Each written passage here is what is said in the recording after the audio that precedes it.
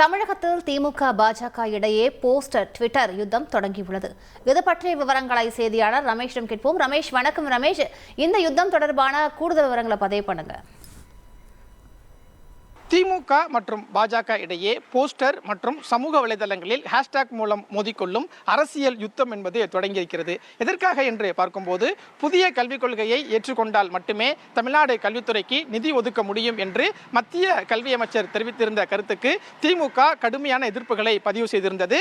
அதேபோல் மும்மொழி கொள்கை என்ற பெயரில் ஹிந்தி மொழியை திணிக்கக்கூடிய முயற்சியை பாஜக அரசு மேற்கொள்கிறது. ஏற்கனவே தமிழகம் மொழிப்போரை சந்தித்த ஒரு மாநிலம். மீண்டும் ஹிந்தி மொழி திணிக்கப்பட்டால் மீண்டும் ஒரு மொழிப்போரை சந்திக்க நாங்கள் தயாராக இருக்கிறோம் என்று தமிழ்நாடு துணை முதலமைச்சர் உதயநிதி ஸ்டாலின் சமீபத்தில் தெரிவித்திருந்தார். இந்த சூழலில் மத்திய அரசை கண்டிக்கும் வகையில் கெட் அவுட் மோடி என்ற ஒரு ஹேஷ்டாக்கை சமூக வலைதளத்தில் திமுகவினர் நேற்றைய தினம் அதிக அளவில் ட்ரெண்ட் செய்திருந்தனர். இந்த கெட் அவுட் மோடி என்ற ஹேஷ்டாக்கு பதிலடி கொடுக்கும் வகையில் பாஜக தரப்பில் கெட் அவுட் ஸ்டாலின் என்ற ஹேஷ்டாக் சமூக வலைதளத்தில் ட்ரெண்ட் செய்யப்படும் என்று பாஜக மாநில தலைவர் அண்ணாமலை அறிவித்திருந்தார்.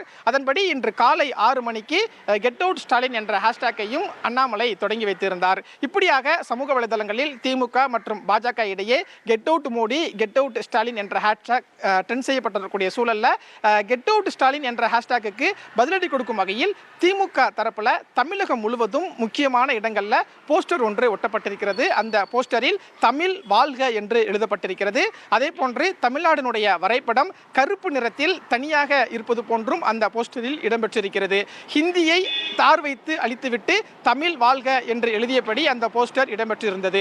அதே போல கெட் அவுட் ஸ்டாலின் என்ற சமூக வலைதள ஹேஷ்டாக்கு பதிலடி கொடுக்கும் வகையிலும் திமுக தரப்புல சமூக வலைதள பக்கத்தில் தமிழ் வாழ்க என்ற ஹேஷ்டாக்கும் அதிகம் பரப்பப்பட்டு வருகிறது. இப்படியாக திமுக மற்றும் பாஜக இடையே சமூக வலைதளங்கள் மூலமும் போஸ்டர்கள் மூலமும் ஒரு கருத்து மோதல், அரசியல் யுத்தம் என்பது தமிழகத்தில் தொடங்கியிருக்கிறது. மற்றொரு பக்கம் தமிழக வெற்றி கழக தொண்டர்கள், நிர்வாகிகள் பலருமே சமூக வலைதள பக்கங்களில் டிவிகே ஃபார் தமிழ்நாடு என்ற ஹேஷ்டாக்கையும் ட்ரெண்ட் செய்து வருகிறார்கள். இப்படியாக சமூக வலைதள ட்ரெண்டிங் என்பது இன்றைய அரசியல் நிலவரத்தில் முக்கியமான ஒன்றாக பார்க்கப்படுகிறது. விவரங்களுக்கு நன்றி ரமேஷ். அலாவுதீன் நாட்டை காப்பாற்ற போராடும் சாமானிய இளைஞனின் சுவாரஸ்ய கதை தினமும் இரவு 8 மணிக்கு.